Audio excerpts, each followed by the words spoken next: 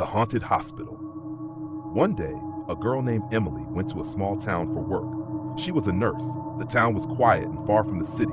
Emily was sent to work in an old hospital. The hospital name was Riverwood Hospital. When Emily reached the hospital, she saw the building was big but very old. The walls had cracks. The paint was gone. The windows were broken. No people were there except a few doctors and nurses. The head doctor, Dr. Thomas, welcomed her. He said, "This hospital is old, but don't worry, just do your duty." Emily smiled and said, "Okay, doctor." At night, Emily was given a room to sleep inside the hospital. Her room was near the children's ward. That night, when she was sleeping, she heard a sound. A small child was crying. Emily woke up. She went to the children's ward, but no one was there. All beds were empty. She looked around. Nothing. She thought it was a dream. She went back to sleep. This time she followed the sound. It came from the basement. Emily took a torch and walked slowly. She was scared. The light was low. She went down the stairs. In the basement, it was very dark and cold. She saw old beds and broken chairs. Then she saw a little girl sitting on the floor. The girl was crying. Emily asked, "Are you okay?"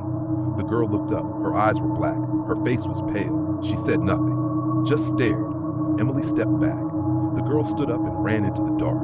Emily followed her, but the girl was gone. Only silence was there. Next morning, Emily told Dr. Thomas about the girl. He looked serious. He said, "No children are kept in the basement. It is closed for many years." Emily said, "But I saw her." Dr. Thomas said, "Don't go to the basement again." Emily felt something was wrong. She asked the other nurse, Sarah, "Do you know anything?" Sarah looked around and whispered, "Yes." Many years ago, a fire happened in the children's ward. A small girl named Lily died. People say her ghost still cries in the night. Emily was shocked. "But why is she still here?" Sarah said, "Maybe she is looking for help, or maybe she is angry." That night, Emily could not sleep. At midnight, she again heard crying. She stood up and walked to the hallway. The lights blinked. The air was cold. She heard footsteps behind her. She turned. No one was there.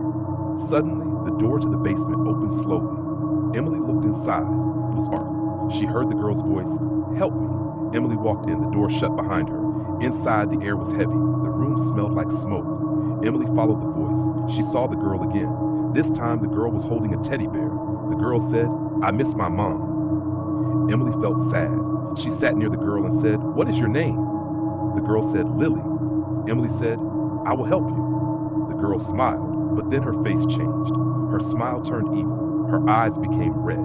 She screamed, "You cannot leave." Emily ran. The lights burst. Shadows moved on the walls. She reached the door, but it was locked. She screamed for help. Suddenly, the girl appeared in front of her and said, "Stay with me." Emily prayed. She held a cross locket she wore on her neck. She shouted, "Go away, Lily." The girl screamed and disappeared. The door opened. Emily ran out. She went to Dr. Thomas and said, "That girl needs peace. We must do something." Next day, a priest came. He did a prayer in the basement. He said, "This soul is lost, but now she will find light." After that night, no more crying sounds were heard. The hospital became quiet. Emily stayed in the hospital, but she never forgot Lily.